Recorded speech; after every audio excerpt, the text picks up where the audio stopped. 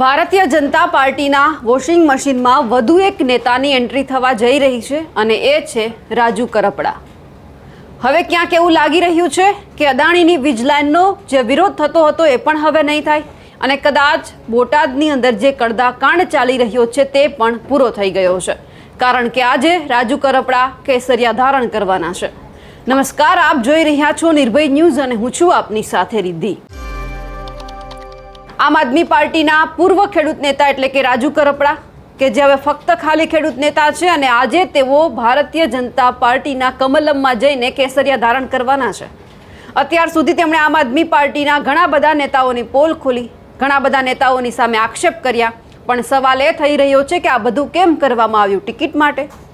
પણ સવાલ અત્યારે હજુ પણ એ જ છે કે આજે ભલે તે કેસરિયા ધારણ કરે, પણ શું એમણે જે મુદ્દા ઉઠાવ્યા હતા એ હજુ પણ ઉઠાવતા રહેશે કે પછી એ તમામ મુદ્દાનું નિરાકરણ ભાજપ લાવી દેશે? કઈ શરતોની સાથે તેઓ ભાજપમાં જોડાઈ રહ્યા છે એ તો લગભગ આજે ખબર પડી જશે, પરંતુ સવાલ અત્યારે ચોક્કસપણે એ થઈ રહ્યો છે કે ભાજપમાં જોડાવા પાછળ તેમનું મુખ્ય કારણ શું છે? તેમને ફક્ત ભાજપ જ મળી, કોઈ બીજો પક્ષ કેમ ના મળ્યો? કારણ કે એમની પાસે મુદ્દા તો ઘણા બધા હતા।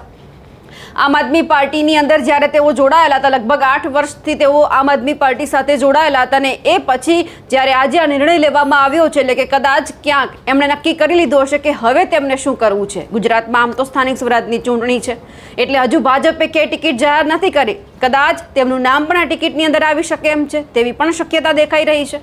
પણ આ બધાની વચ્ચે સવાલ એ છે અત્યારે કે આમ આદમી પાર્ટીની અંદર જ્યારે તેઓ હતા, સભાઓ ગજવતા હતા, અલગ અલગ મુદ્દાને લઈને ભાજપને ઘેરતા હતા, અલગ અલગ મુદ્દાની સાથે ભાજપના નેતાઓની સાથે માછલા પણ ધોતા હતા, પરંતુ આ બધાની વચ્ચે જ્યારે હવે એમને ક્યાંક એવું લાગી રહ્યું છે કે કદાચ ભારતીય જનતા પાર્ટીમાં જવાથી તેમના જે આ મુદ્દા છે સોલ્વ થઈ જશે, તો કદાચ એવું નહીં થાય।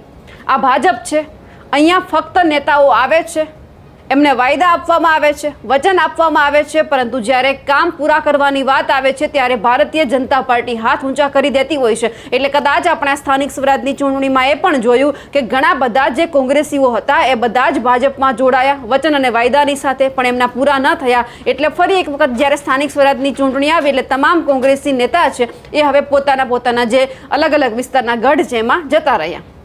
હવે અહીંયાથી રાજુ કરપડા છે જઈ રહ્યા છે બોટાદ કડદાકાંડની અંદર, તેઓ જેલમાં ગયા અને પછી જ્યારે જેલની બહાર આવ્યા એ પછી ક્યાંક એમનું મન છે એ આમ આદમી પાર્ટી તરફથી ઉઠી ગયું અને પછી સીધું જ એમણે આમ આદમી પાર્ટીમાંથી રાજીનામું આપી દીધું। ત્યારે પણ ચર્ચા એક જ થતી હતી કે રાજુ કરપડા છે ભાજપની અંદર જોડાવા જઈ રહ્યા છે, ત્યારે તો આ કંઈ સામે ન આવ્યું, પણ હવે ક્યાંક ભારતીય જનતા પાર્ટી પોતાની ઉમેદવારોની યાદી જાહેર કરવાની તૈયારી કરી રહ્યું છે। એ જ સમય દરમિયાન સામે આવ્યું કે રાજુ કરપડા છે ક્યાંક આજે કેસરીઓ ધારણ કરવાના છે, કમલમમાં જવાના છે, જગદીશ વિશ્વકર્માનો સમય માંગવામાં આવ્યો છે। બપોરે 12 વાગ્યાની આજુબાજુ તે પોતાના આખા જે એક અલગ એમની જે ટીમ છે એમની સાથે, એમના કાફલા સાથે તેઓ ભાજપમાં જોડાવાના છે। સુરેન્દ્રનગરથી જે આ કિસાન યાત્રા છે એટલે કે રાજુ કરપડાના જેટલા પણ સાથી મિત્રો છે એ બધા જ અત્યારે ભાજપની અંદર એટલે કે કમલમ સુધી પહોંચવા માટે તૈયારી કરી રહ્યા છે। સુરેન્દ્રનગરથી આખો કાફલો નીકળી ગયો છે, પણ હવે આજે સવાલ એ છે કે રાજુ કરપડા જો આજે ભાજપમાં જોડાઈ જશે તો પછી આ બધા મુદ્દા પૂરા થઈ જશે? શું તેઓ હવે અદાણી વીજ લાઇનનો વિરોધ નહીં કરે? શું હવે તેઓ કડદાકાંડ ઉપર નહીં બોલે? ભાજપની સામે હવે કઈ રીતે તેઓ સવાલ કરશે?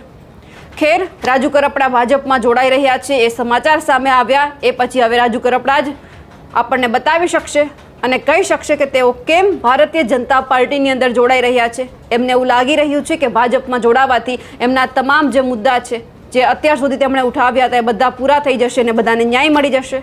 તો રાજુ કરપડાએ પણ એ સાંભળવું જરૂરી છે કે ના, આ ભાજપ છે, ભાજપમાં ફક્ત વચન અને વાયદા અપાય છે। અત્યારે ખેડૂતો પણ રાજુ કરપડાની રાહ જોઈને બેઠા હતા કે તે બહાર આવતાની સાથે જ અમારા મુદ્દા ફરી એકવાર ઉઠાવશે, પરંતુ હવે એ જોવાનું છે કે ભાજપમાં ગયા પછી તે શું કરે છે। અમારા અહેવાલને લઈને આપનું શું માનવું છે કમેન્ટ કરીને ચોક્કસથી જણાવજો। સાથે જ અમારી નિર્ભય ન્યૂઝ ચેનલને લાઇક, શેર અને સબસ્ક્રાઇબ કરવાનું ભૂલશો નહીં। નમસ્કાર।